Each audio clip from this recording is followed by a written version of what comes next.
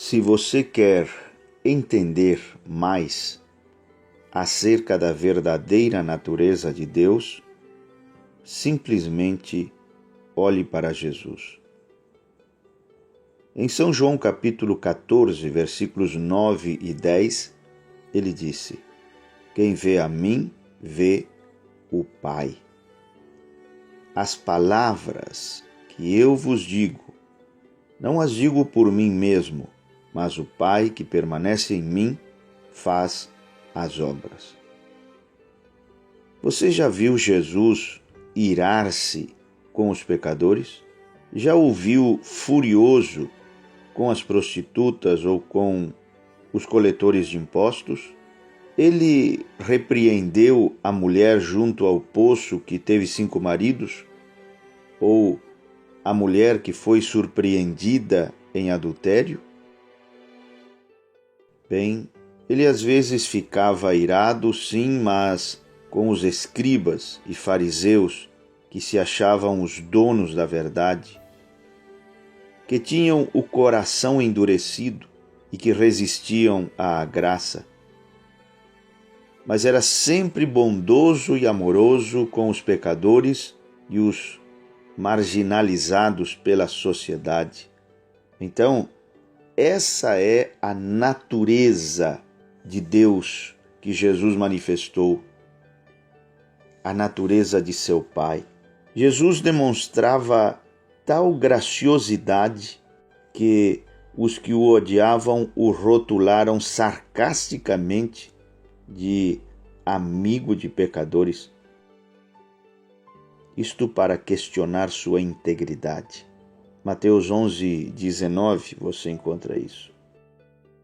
O mesmo tipo de acusação é lançado contra todos os ministros hoje que pregam sobre a graça de Deus, sobre o coração paternal de amor de Deus.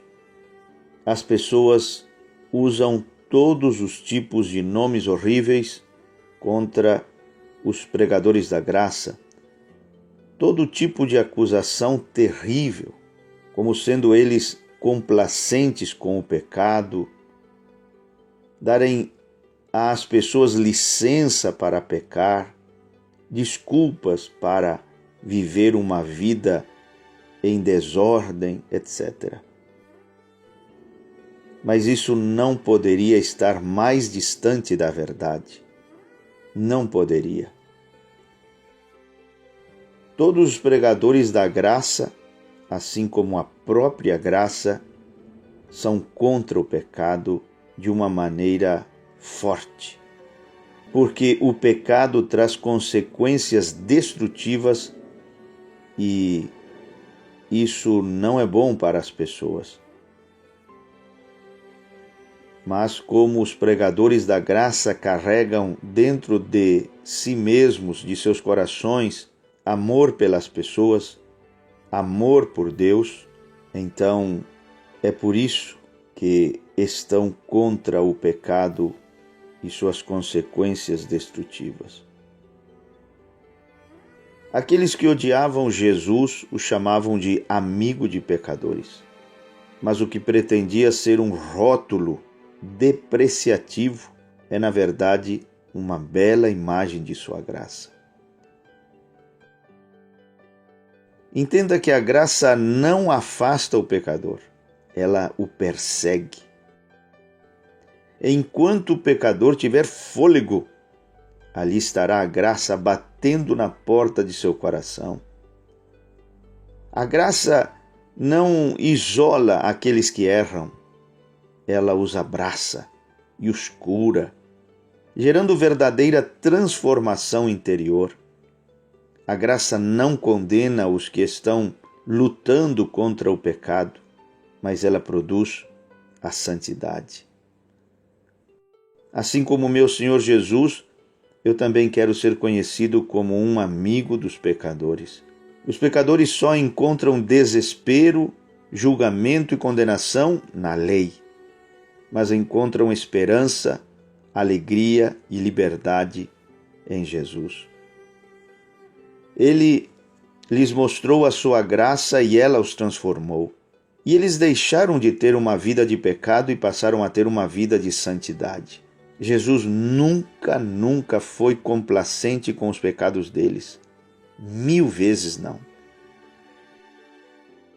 Como ele poderia, se deu sua vida justamente para salvá-los de seus pecados? Veja como o amor do nosso Senhor pelos pecadores transformou os pecadores.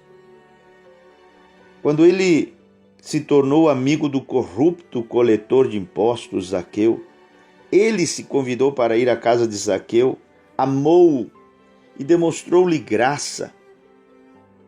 E antes de a noite terminar, Zaqueu se levantou diante de todos os seus convidados e disse a Jesus, Lucas 19:8, Senhor, resolvo dar aos pobres a metade dos meus bens. E se em alguma coisa tenho defraudado alguém, restituo 4 vezes mais. Esse é o poder da graça. A graça transforma a vida das pessoas de dentro para fora. Jesus não deu a Zaqueu nenhum mandamento, nenhuma condenação, nenhuma lei. Apenas graça, graça e mais graça.